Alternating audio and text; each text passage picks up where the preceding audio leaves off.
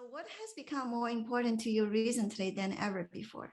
COVID was a chance for us all to take a pause. And modern society moves very quickly, Helen. I think you and I both knew that. It was very much like go, go, go, especially when we were at Google together. It was all about growth, right? And at the end of the day, I really look at COVID in the last 2 years in some ways as a gift. We got to practice some new ways of working. We learned that actually working from home, we can still be very productive in certain ways. Obviously, I'm not discounting that there are challenges for many individuals working from home. And we learned a lot about climate along the way as well. It's upsetting to me that not only did we have a pandemic, we also, faced a lot of social issues in the past 2 years. Today, is the 2-year anniversary of George Floyd's murder. And then I remember 6 months into COVID, the wildfires were so bad in California that the sky in San Francisco turned orange for a full day. And there's no question about it at this point. Climate issues, in as much as, for a long time, it could have been written off, the scientists seeing things that maybe the rest of us didn't see, especially in the last 2 years, it's become very, very clear, right? 100-year floods are every year now. The 100-year fires are every year now. And so for me, the biggest shift is the awareness and the willingness to embrace the facts. I think pre-pandemic, we were all running so fast that we didn't even really have the time to really truly absorb the challenges that we face in our lifetimes, truly. And as a result of that new awareness, and in the food world, we saw it in the form of headlines. Like I never have seen headlines in the New York Times saying, farmers plowing their crops back in the ground. Store shelves are empty, right? Like suddenly people are like, actually the food supply chain, is so reliable for so long they've never paid attention to it, right? And now actually it's quite brittle in many ways. And the way we've been operating in the food system hasn't necessarily been good for the climate, good for society, nor good for economics. And I think there's an awareness now of climate in particular that is driving so much more action and so much more even willingness to discuss the topics I care about, whether it's food waste or food insecurity or anything else that's sort of adjacent to these topics. And so it causes me great anxiety to know that we're not really making as big of a dent as we need to as fast as we can. I'm also comforted that the awareness is 10 times greater than it was pre-pandemic. So you have gifts, right, that come out of the other side. Yeah. I don't know if I ever told you this, but you were my first ever guest speakers at that joint event between ISEI, the Supply Chain Institute, and Data Science Institute at UC San Diego. That was February 12, 2021. Oh my God. And during that fireside chat, we learned that the food project you led had moved from Alphabet's Secret Lab X to Google. So could you tell us briefly about the project, the transition, and your most significant learnings in the past 17 months? Yeah, absolutely.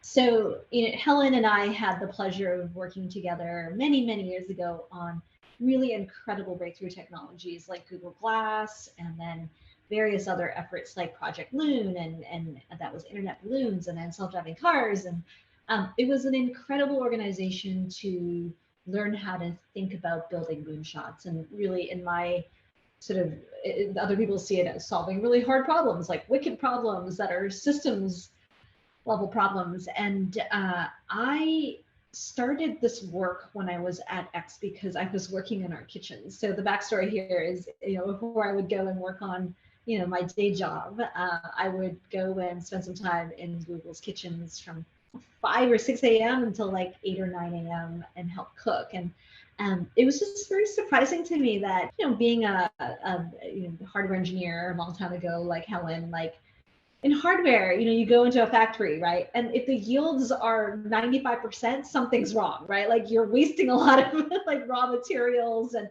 you gotta get that yield up, right? Because waste is just not okay, because we're losing money from that. When we go in the kitchen, there's a lot of waste.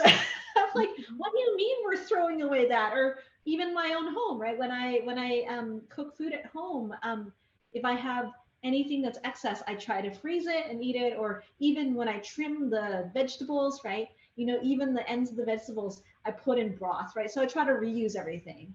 But you know, in most cases, things are not reused a second time, or they're just tossed in the trash. And so, you know, the work really began at X because I was given leeway to really study the problem thoroughly and just realized like there was so much opportunity to tackle food waste. And starting with food waste, I learned that at the same time, you know, within a 10-minute drive of where I was sitting in here in on the peninsula in the Bay Area, there were 250,000 people who were food insecure. So it was this really interesting juxtaposition of like, wow, you know what? Like we wasted that pan of eggs this morning because we overcooked for breakfast for the staff. And then there's like literally people who are down the street, you know, who are going to the food bank because, you know, they don't have enough money to buy food. And it was this juxtaposition that made me realize that, you know, if I were to dedicate myself to something that was really important, that this was one thing that really deserved attention. And that was where my journey began. In 2021, the last time we spoke, I had just moved back to Google. And the reason for that is very simple. The organization broadly, Alphabet, which is Google's parent company, realized that food waste and food insecurity were challenges that were so big and so grand that can be served well with technology, but technology alone wouldn't solve it, right? And as a technologist, sometimes I'm like, oh, technology can like, you know, really change the world. It absolutely can. But when it comes to food supply chain challenges, when it comes to the food system, it's about understanding culture. It's about working with policymakers. It's about figuring out how to move capital flows to incentivize collaborative behaviors or better sort of treatment of the environment. And so I had an opportunity to move my team over to main Google because there was a recognition that this was a multifaceted, interdisciplinary challenge to solve for, and that the company had a moral obligation to do whatever it can, even if it makes no money, to try to help, right? And I'm humble enough to say that we obviously don't have the solution, but there's a few things that we can do. At Google, when we think about sustainability, we think about three things. We think about what can we do to lead at Google within our own operations. So, you know, we have many, many cafes in 170 cities in the world. I think it's on the order of hundreds of cafes where we serve food to 300,000 staff members every day. So that's leading at Google. That's part one. Part two is Google's business. We have advertising and cloud customers who are in the food industry, right? So big companies like Walmart and Kroger, and then big CPG companies like Coca-Cola and Unilever, et cetera. They're all our clients. And it actually matters that they have really strong businesses 50 years from now. So why not work on these really big existential questions that they have with them as well and support them? And then the final layer is enabling everyone. So, you know, through our free products and platforms, whether that's just Google search or whatnot, like we want to be making sure that we can get people information, accurate information when they need it. So when somebody is food insecure and looking for food and they type in find free food into Google, it is our moral responsibility to make sure that we provide as accurate results as possible within a 15-minute walk of where they're at. And so we had a lot of work to do in all three domains, and not every single one is necessarily going to make profit or even revenue, but we do have a moral responsibility to look at all three domains. Yeah, it looks like Google is in a very unique position, you know, by looking into this problem as well as hopefully contributing to a solution to solving this problem.